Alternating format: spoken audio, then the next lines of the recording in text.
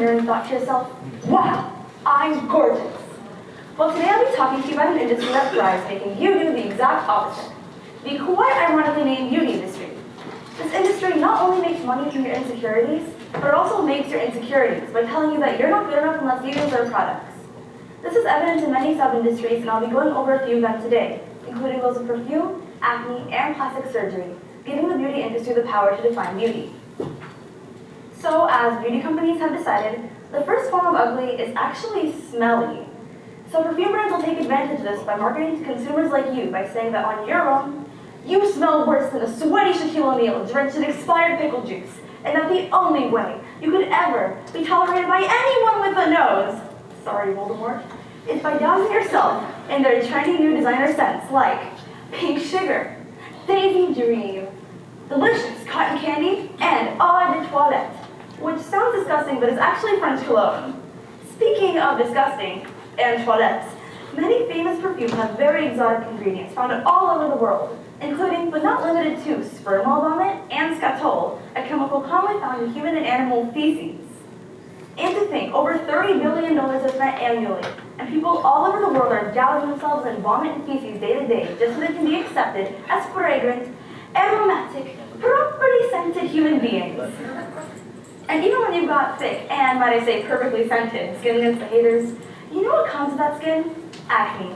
Even though it's completely natural in adolescence and later on in life, the beauty industry just won't have it with the pimples and the zits, brainwashing us to think of them as ugly. So you'll buy tons of creams and soaps and masks and lotions all slathered on your face in a flip-floppy frenzy. Yet no matter how much product you use, your skin never seems to look like that of the perfect model in the box. And with all the Photoshop they do nowadays, I'm pretty sure even the model doesn't look like the perfect model in the box either. The only way people seem to look perfect is with plastic surgery.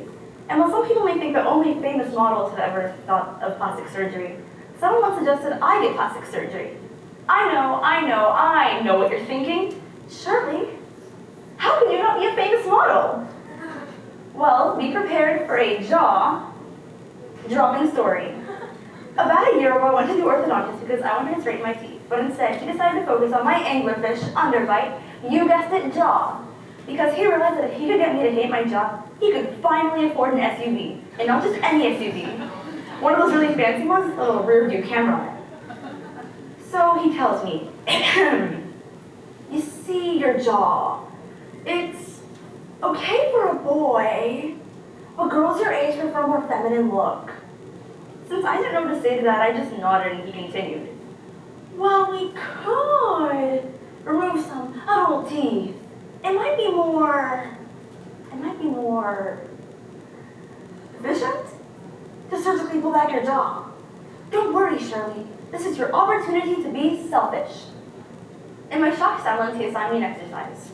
Go into the bathroom and look at yourself in the mirror and write a list of all the things you dislike about your face.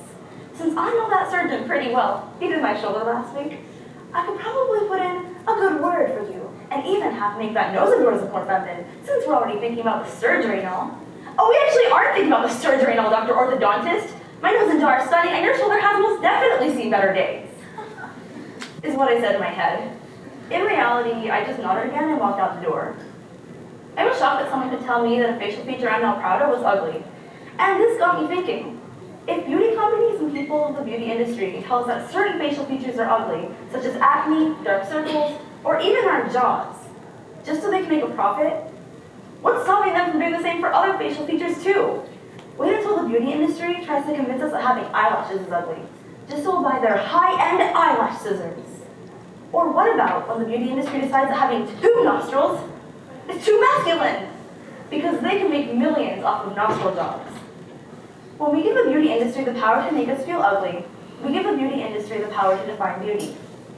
The beauty industry markets to individuals by digging deep into their insecurities and devaluing an important part of their identity.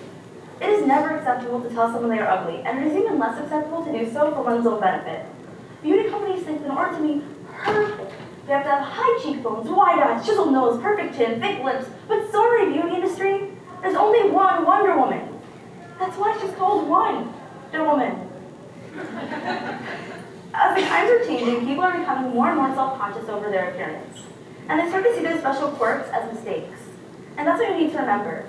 You're beautiful regardless of what anyone has to tell you. After listening to the orthodontist that day, I looked at myself in the mirror as he instructed me to. But I wasn't looking for mistakes. I was remembering my inner beauty and how I actually loved all the features the orthodontist criticized. And actually hearing him criticize them made me love them even more.